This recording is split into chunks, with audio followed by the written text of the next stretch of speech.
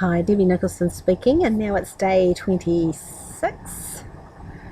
Gosh, we're getting through the week. It's marvellous. Look, the sun's out and it's nearly 4 o'clock, I suppose, in the afternoon. And I found a little spot where I can come if it's nice. It's sort of sheltered, so I'm quite liking where I'm sitting right now. Now, today I wanted to talk to you about a little story I heard about this morning, about being kept in place, kept in your place. It was a story of a gardener who had a beautiful garden, and there was this little bush. I'm not sure what the bush grew, but it was a little bush that did not need to become a tree, and the gardener somehow had overlooked it, and it had become quite a big tree instead of just staying a shrub type bush. Anyway, the gardener came along and saw this misshapen bush, and so he thought, oh, I better do something about that before he gets any bigger. So he started to cut, prune it, to cut all the little branches off and make it quite a small shrub again.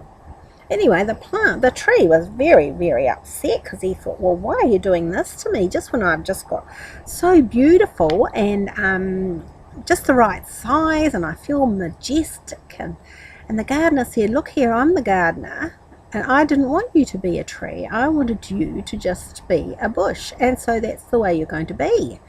And so he continued cutting him down, and the bush, the big tree that's supposed to be a little bush, got quite upset about it, because he thought, well, he's just stunting my growth, and I'm not going to look pretty anymore. Look at me, I've got no leaves anymore, and I haven't got this, that, and something else. And anyway, he had a big moan about his existence now in the garden, but the gardener just smiled and said, look, this is the way I planned for you to be, and so that's the way it's going to be for you from now on. And he said, I didn't mean to overlook you, that you grew so big, but we'll get you back in shape and you'll be fine. Now, I want you to think about this story.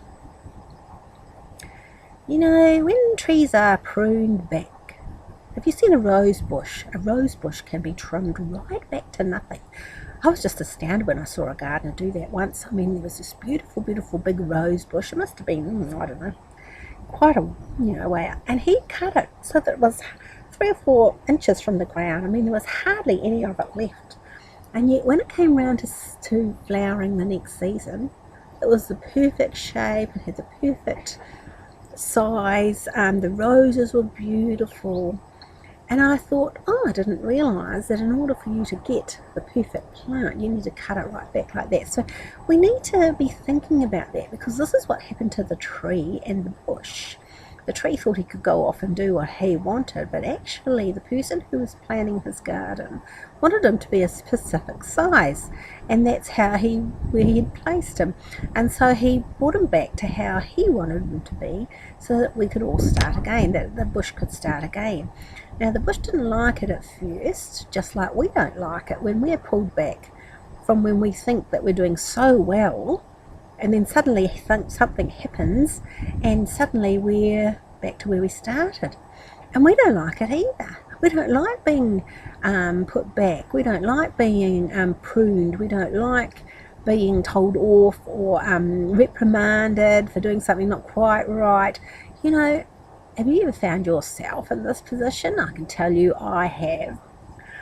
I have. I've got a tutor who seems to delight in bringing me down, because I get a little bit cocky. And anyway, after a few days of not speaking on the internet, guess what I do? I realised that they were right.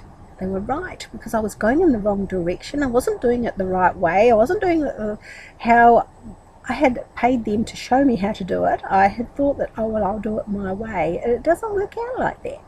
So I was very, very grateful in the end, because you have to learn this way to get to that point, rather than know you've got to get to that point and try and start up here. It just doesn't work like that.